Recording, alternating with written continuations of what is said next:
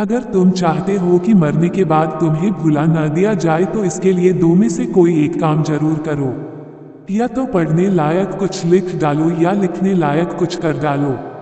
दुनिया में कोई भी इंसान या तो अपने कृत्यों के लिए याद किया जाता है या फिर अपनी बहुमूल्य कृतियों के लिए। जो व्यक्ति समय की धारा के साथ चलते रहते हैं उन्हें इतिहास समय के साथ भूला देता है, लेकिन जो व्यक्ति समय की धारा को मोड़ देता है इतिहास भी उनके साथ हो लेता है। गंगोत्री से गंगा सागर की यात्रा तो मुर्दा भी कर लेता है। भुजाओं का बल तो गंगा सागर से गंगोत्री की यात्रा पर निकल पड़ना है। अगर आप गृहस्थ हैं, शादीशुदा हैं, तो आपके घर एक लड़की तो होनी ही चाहिए। लड़का ना भी हो तो चलेगा, मगर लड़की तो होनी चाहिए, क्योंकि जिसके लड़की नहीं होती उसके पास दिल भी नहीं होता। ऐसा आदमी प्रायः अहंकारी होता है, कहता है हमारे तो कोई लड़की है ही नहीं, अतः हमें किसी के सामने झुकने और हाथ फैलाने की जरूरत ही नहीं है। लड़की तुम्हारे अहंकार के लिए एक चुनौती है। लड़की मंगल है। कन्हैया को किसी भी शास्त्र में मंगल नहीं कहा। कोई धर्म बुरा नहीं है, बल्कि सभी धर्मों में कुछ बुरे लोग जरूर हैं जो अपने स्वार्थों की खातिर धर्म की आड़ में अपने गोरख धंधे और नापाक इरादे जाहिर करते रहते हैं। अगर हम इन थोड़े से बुरे लोगों के दिलों को बदल सके, उन्हें सही राह पर चला सके और नेक इंसान बनाकर जीना सिखा सके तो यकीनन सच मानिए यह पूरी पृथ्वी स्वर्ग में तब्दील हो जाएगी। धर्म मरहम नहीं बल्कि टॉनिक है। इसे बाहर मलना नहीं बल्कि पी जाना है। कितना बड़ा आश्चर्य है, धर्म के लिए लड़ेंगे मरेंगे लेकिन उसे जिएंगे नहीं। धर्म पगड़ी नहीं जिसे घर से दुकान के लिए चले तो पहन लिया और दुकान पर जाकर उतार कर रख दिया।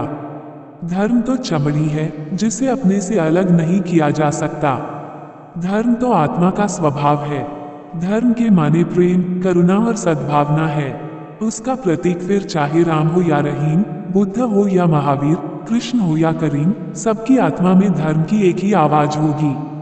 धर्म दीवार नहीं द्वार है, लेकिन दीवार जब धर्म बन जाती है तो अन्याय और अत्याचार को खुलकर खेलने का अवसर मिल जाता है। फिर चाहे वह दीवार मंदिर की या मस्जिद की ही क्यों ना हो। तुम एक परदेसी हो।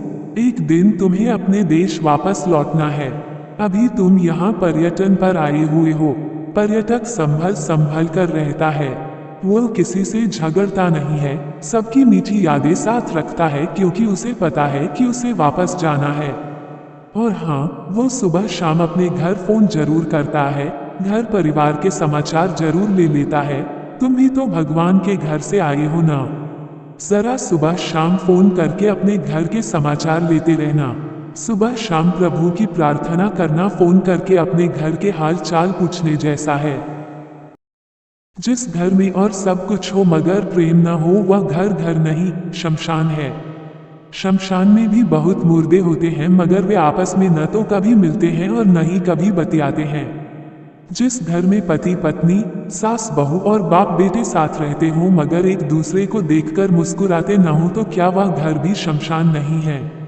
परिवार में प्रेम और समर्पण है तो जीवन स्वर्ग है। मैं पूछता हूँ, प्रेम से भी बड़ा क्या दुनिया में कोई स्वर्ग है? घृणा और नफरत से भी बड़ा क्या दुनिया में कोई नर्क है? चलते रहना संत जीवन की चर्या है। संत कहीं से चलता है और कहीं पहुंच जाता है, मगर इस चलने और पहुंचने में एक घटना घटती है जो संत के महत्व को दर्शाती है, और वह घटना है कि संत जहां से चल देता है वहां सब सूना सूना हो जाता है, और जहां पहुंच जाता है वहां सब सोना सोना हो जाता है। संत और संसारी में इतना ही तो फर्क होता है कि संसारी का मन कहीं नहीं टिकता और संत के पैर कहीं नहीं टिकते। बहता हुआ जल और चलता फिरता संत हमेशा पवित्र होता है। चलते रहना संत जीवन की चर्या है। संत कहीं से चलता है और कहीं पहुंच जाता है, मगर इस चलने और पहुंचने में एक घटना घटती है जो संत के महत्व को दर्शाती है, और वह घटना है कि संत जहां से चल देता है वहां सब सूना सूना हो जाता है, और जहां पहुंच जाता है वहां सब सोना सोना हो जाता है। संत और संसारी में इतना ही तो फर्क होता है कि संसारी का मन कहीं नहीं टिकता और संत के पैर कहीं नहीं टिकते। बहता हुआ जल और चलता फिरता संत हमेशा पवित्र होता है। दिल्ली का सफर करना हो तो कितनी तैयारी करते हो और मौत के लिए। मौत का सफर भी बड़ा लंबा है। इस सफर में अंधेरे रास्तों से गुजरना पड़ता है और रास्ते में दाएं बाएं मुड़ने के न तो कोई निशान होते हैं और न ही किसी मोड़ पर हरी लाल बत्ती जल रही होती है।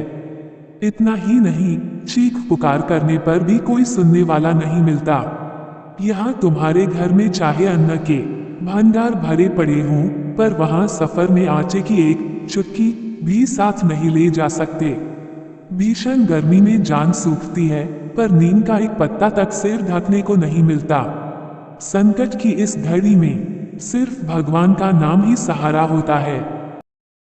गुस्सा और जिद आज के जीवन में ये दो जबरदस्त बुराइयां हैं।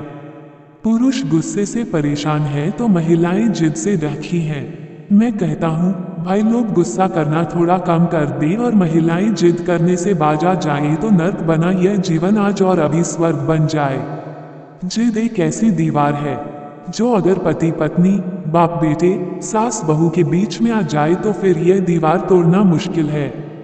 यह दीवार तो नहीं टूटती है, रिश्ते जरूर टूट जाते हैं। हाँ, जिद क्रोध की लाडली बहन है। दोनों भाई बहन में बड़ा प्रेम है।